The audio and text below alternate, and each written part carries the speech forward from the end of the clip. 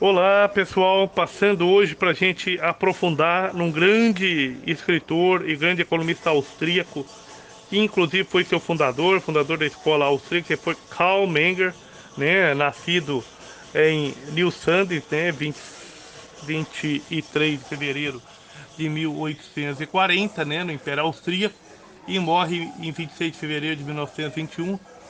É, Desenvolveu, né, Karl Menger, a famosa teoria subjetiva do valor, né, a teoria da utilidade marginal. Então,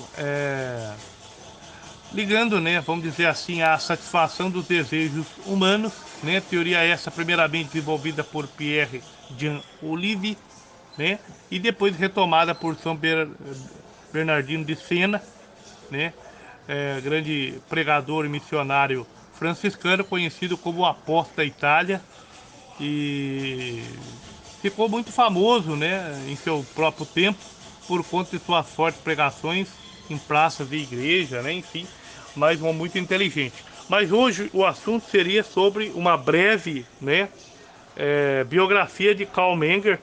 Então ele nasce no Império Austríaco, é fundador da Escola Austríaca de Economia, né? É, Ele ficou também muito famoso pela sua contribuição ao desenvolvimento da teoria da utilidade marginal, ao refutar a teoria clássica, né, de valor do trabalho. Então, a objetividade das ideias de Karl Menger está contida no seu livro Princípios de Economia Política, sua obra magna. Escreveu 5 livros, o principal é esse, mas também escreveu Investigação sobre os Métodos das Ciências Sociais, em 1883, Os Erros do Historicismo na Economia Alemã, em 1884, A Teoria do Capital, em 1888, e também os livros sobre as origens do dinheiro. Então, assim, é um autor que precisa ser lido, relido, né? Porque volta e meia a gente volta com as teorias econômicas já refutadas com antecedência de séculos.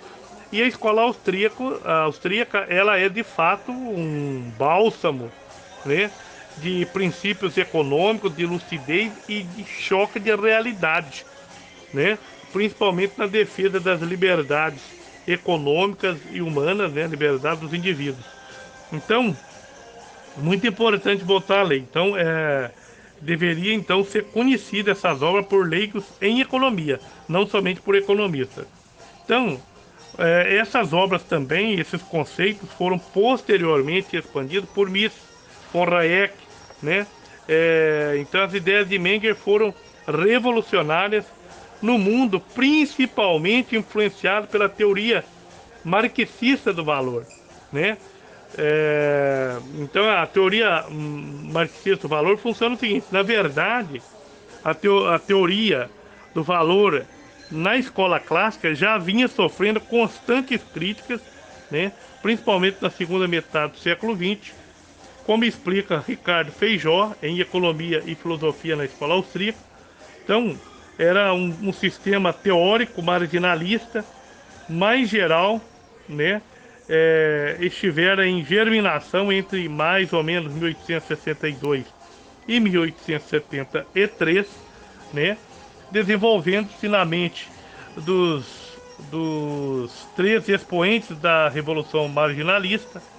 Então era na ocasião que os jovens autores novatos em economia política, Gibbons na Inglaterra, Karl Menger na Áustria, Karl Menger na Áustria, né? E na França, Leon Walras. E o foco mudava do produtor para o consumidor. Então havia, entretanto, importantes diferenças entre os três autores. Menger, por exemplo, acreditava que se deve evitar o emprego das formulações matemáticas e aplicá-las apenas em casos extremos. Jevons, por sua vez, mostrou-se bastante entusiasmado com o uso da matemática. Além disso, tanto Jevons quanto Varas esforçaram-se no desenvolvimento de uma teoria dos preços, enquanto Menger desconfiava de qualquer uma delas e enfatizava a barganha, né? Ou seja, a incerteza e a descontinuidade, na determinação dos preços de mercado, ou seja, um valor subjetivo, né, de algum modo, né? Em comum, a ênfase no problema da escassez, né? Outros pensadores haviam esboçado a nação marginalista, né, do preço marginal, mas nunca de forma tão sistemática, né? Um dos que fizeram esse trabalho foram desenvolvidos primeiramente por Pierre de Jean Olive e também retomada por São Bernardino de Sena, que foi o grande apóstolo da Itália, né? Esse franciscano maravilhoso. Então, é... mas é interessante que na mesma época, em locais diferentes e também baseados em premissas distintas, esses três autores chegaram a conclusões parecidas sobre o conceito de utilidade marginal e procuraram edificar uma nova visão da ciência econômica, justificando talvez o uso do termo revolução. Isso contra, evidentemente, aquele pensamento, aquela visão, principalmente marxista da economia, né?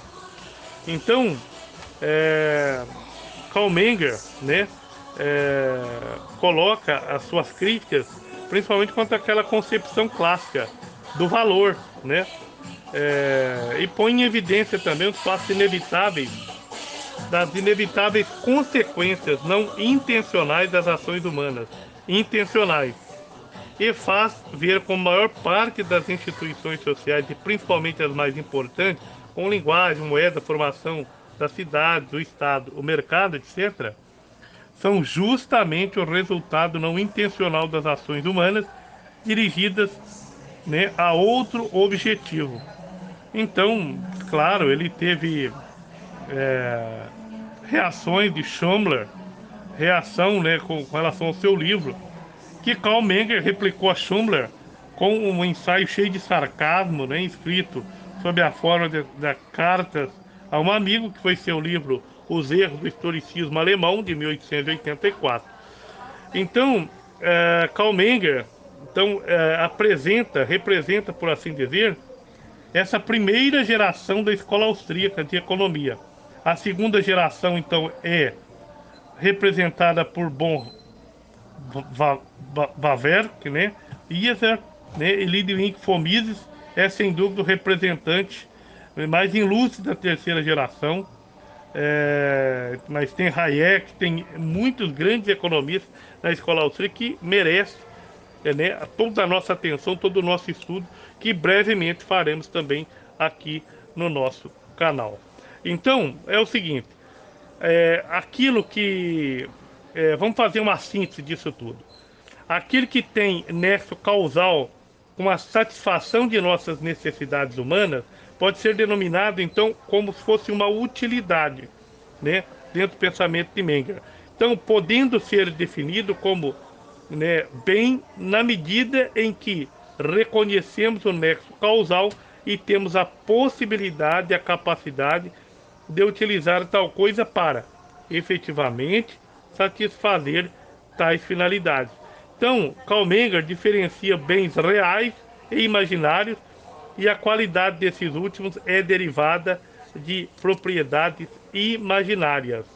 Então, quanto mais elevada for a cultura de um povo, né, por assim dizer, expõe, e quanto mais profundamente os homens investigarem a sua própria natureza, tanto menor será o número de bens imaginários.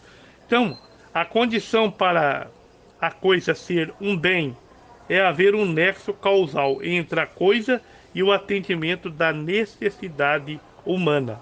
Então, o nexo pode ser direto ou indireto, imediato ou futuro.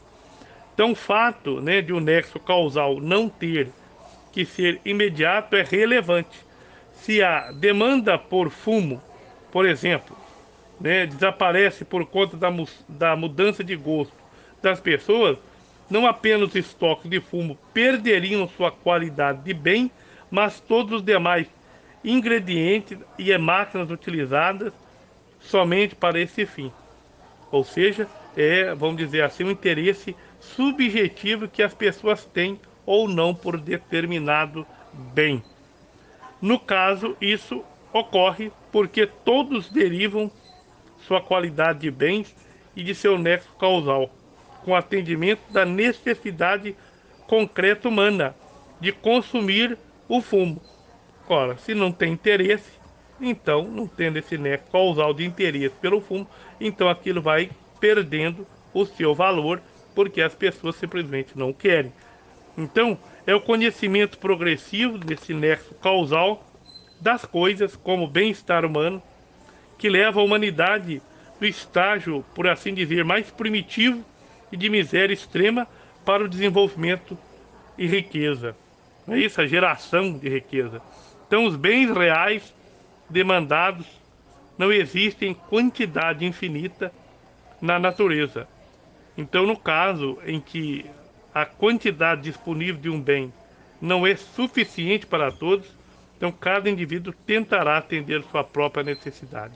Eis o motivo, segundo Karl Menger, da necessidade de proteção legal aos indivíduos que conseguirem apossar-se legitimamente da referida parcela de bens contra os ataques dos demais. Então, a propriedade privada, aí é uma defesa da propriedade privada contra o pensamento econômico, né, marxista, não é isso? A propriedade, então, seria a única solução prática possível que a própria natureza, isto é, a defasagem entre demanda e oferta de bens, nos impõe.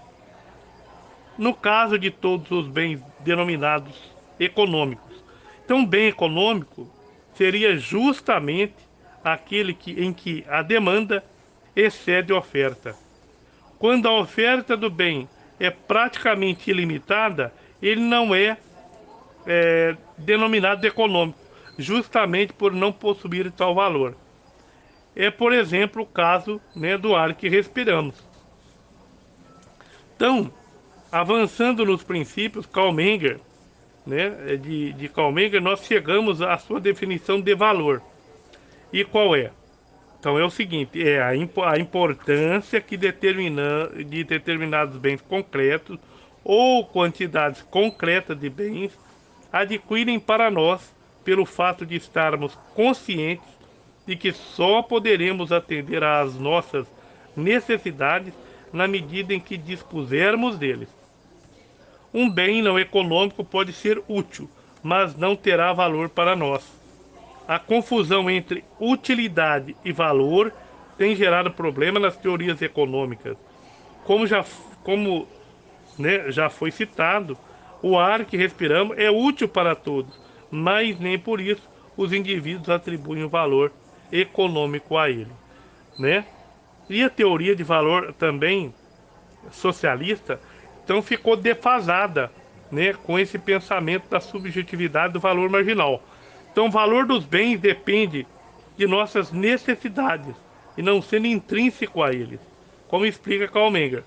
Para os habitantes, por exemplo, de um oásis que dispõe de uma fonte que atende plenamente às suas necessidades de água, não terá valor algum determinada quantidade dessa água. Já no deserto ou mesmo em eventual catástrofe que reduzisse essa água a ponto de que os habitantes não disporem mais do suficiente para o atendimento pleno de suas necessidades, então essa quantidade de água passaria imediatamente a ter um valor. Então, né, isso é muito importante para nós sabermos, e eu gostaria de fazer agora para vocês também uma propaganda aqui, por assim dizer. Leiam o livro Economia do Indivíduo, o legado da escola austríaca, de Rodrigo Constantino, de qual a gente tira vários créditos para esse vídeo, né, que nós fazemos aqui, que vale a pena mesmo, tá bom? Então, o valor não é algo inerente aos próprios bens, mas um juízo que as pessoas envolvidas em atividades econômicas fazem sobre a importância dos bens de que dispõem para uma conservação de sua vida e de bem-estar. Então existe uma consciência das pessoas, né? Os bens têm valor de acordo com o julgamento dos homens, né? Na medida que eu me interesse ou não por aquele bem, aquilo passa a ser então um ativo, um bem para mim. Então, o valor, por sua própria natureza, tem algo totalmente de subjetivo, conclui Karl Menger. Então, isso é muito importante, isso muda, porque dentro do pensamento marxista, então é a quantidade de hora que dá valor, não é isso? Então, o proletariado lá tem que ter aquele valor porque trabalhou tantas horas, isso que compõe o valor econômico do produto. Ora, então, isso cai por terra naturalmente. Então, um exemplo clássico para reforçar esse ponto é comparar a água ao diamante.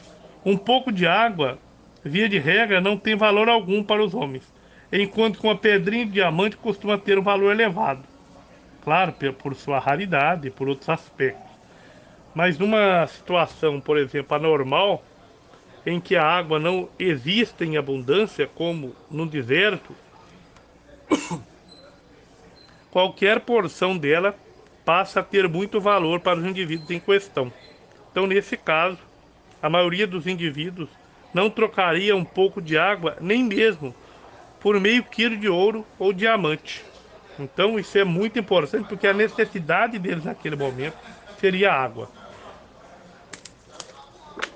Agora, estando em uma situação normal, em que a água é comum, o diamante é raro, numa cidade, por exemplo, então voltaria então o diamante, né, ser a necessidade maior, uma vez que com aquele diamante posso adquirir dinheiro e com isso comprar outros bens que vão ser importantes para mim. Então, tal como o valor, a medida para se determiná-lo também é de natureza totalmente subjetiva. A quantidade de trabalho ou outros bens secundários necessários para se produzir o bem primário não possui nexo causal, né, necessário e direto com a medida de valor que ele terá. O valor de um diamante independe totalmente de ter sido ele encontrado por acaso ou ser resultado de 1000 dias de trabalho em um garimpo. Escreve o próprio Karl Menger. Com efeito, quando alguém faz uma avaliação de um bem, não investiga a história da origem do mesmo, mas se preocupa exclusivamente em saber que serventia tem para ele e de que vantagem se privaria não dispondo dele. Então, podemos extrair então daí importantes conclusões para o princípio econômico. Uma das mais relevantes é com certeza o axioma de que, havendo consciência por parte dos indivíduos em questão, qualquer troca voluntária, ou seja, sem coerção ou ameaça de violência, é mutuamente benéfica. Não é verdade? Isso decorre do fato de que cada indivíduo irá participar de uma permuta de bens somente quando julgar o valor daquilo que recebe e supera o valor do que há em troca. Sem ser obrigado por ninguém a trocar, o indivíduo, quando realiza uma troca, sempre irá julgá-la vantajosa sob a ótica de seus valores pessoais, portanto, então, subjetivos. Então, as consequências políticas do reconhecimento desse princípio são extraordinárias. Dá mais liberdade para o indivíduo. Eis um dos grandes legados da teoria do valor subjetivo, né? E um dos motivos de reconhecimento da importância de Karl Menger, grande pensador, grande economista da escola austríaca, não é verdade? Que realmente nos deixa felizes por saber que pessoas chegaram a conclusões corretas, reais, óbvias de problemas às vezes complexos. Então, parabéns para Karl Menger, a sua obra merece ser lida, principalmente no Brasil atual. Então, lembra que a escola liberal, ela ressurge, né, a escola, na escola de Salamanca, exatamente na pesquisa de saber o preço justo, não é isso? Então, o preço justo, da onde vai surgir a escola liberal, posteriormente, é justamente o valor que eu desejo vender para o valor que você aceita pagar. Daí surge a escola liberal. E depois a escola austríaca é uma subida de grau, porque realmente eles vão teorizar isso daí de maneira brilhante, abrindo mais